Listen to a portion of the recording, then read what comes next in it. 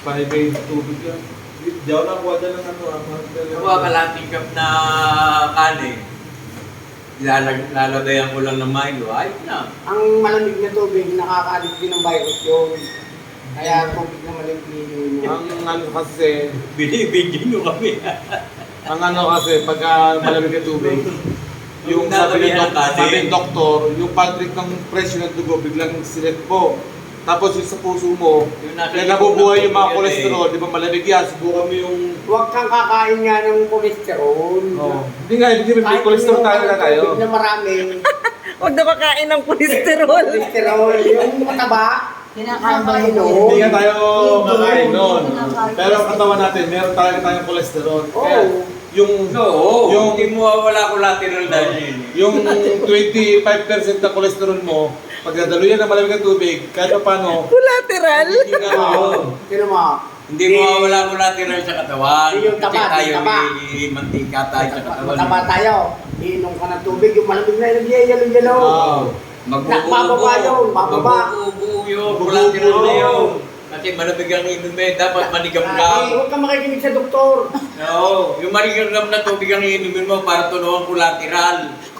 Ngayon. Pag ako nainom po, kuhanin ko sa rep, nasa freezer, yung nagyayalo ng pino, ini-strip ko na yun.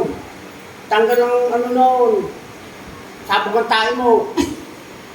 Oo, dala yung ano, collateral na yun. Ba, ipopost ko ito, lalagay ko, ito kaya, ano ito? Basta ako hindi nag-ano ng malamig na. Ito, maligam na mao. Kung hindi ka pa nagkagayaan, hindi ka magaganyan. Oo. Diba? Kung hindi naging matigas ang utak mo, Nakakabuisit. hindi gawin mo doon at yung payo ng mga kamag-anak mo, pinsan mo. Diba? Yung gusto mong mabuhay, o nauna pa sa'yo si Bidor, gusto mo ba mabuhay? Hindi ka pa hindi mo pangangatawan na yung pagbabago ng pagkain. Magandang talaga.